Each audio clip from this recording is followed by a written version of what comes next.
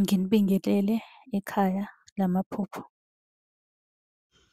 Uma umusha la ekhaya sicela ukuthi ushaye u-subscribe ukuze ngokulandelayo ungaphuthelwa uma sifaka ividiyo.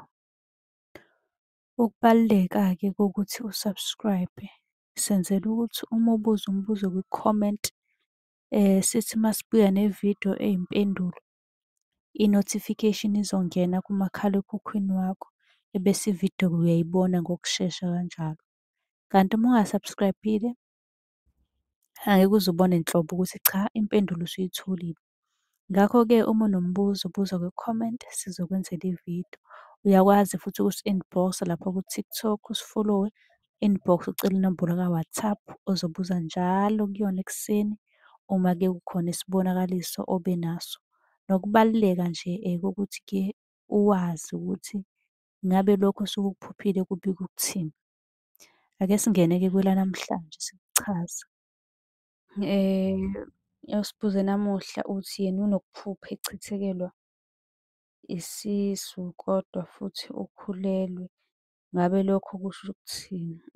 Alikho lihle-ke leli phupho.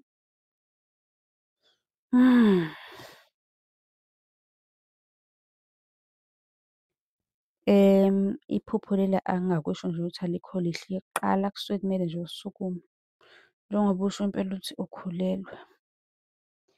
Ukuphupha-ke uchithekelwe isisu kusuke kubikwa ukuthi-ke uzolahlekelwa utho oluthandayo. Kahle kahle kunento ebalulekile kuwena eyigugu ezokulahlekela maduzane.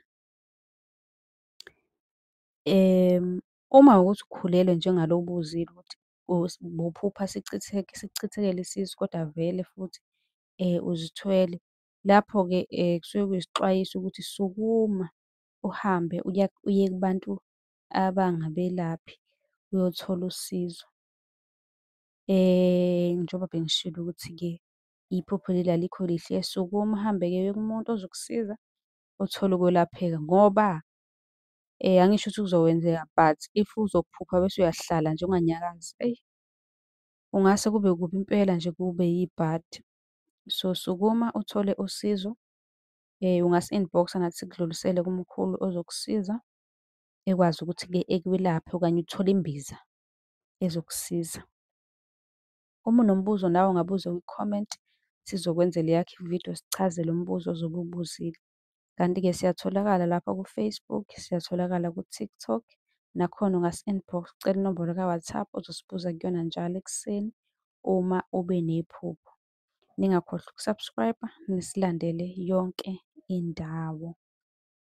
Nisale kahle.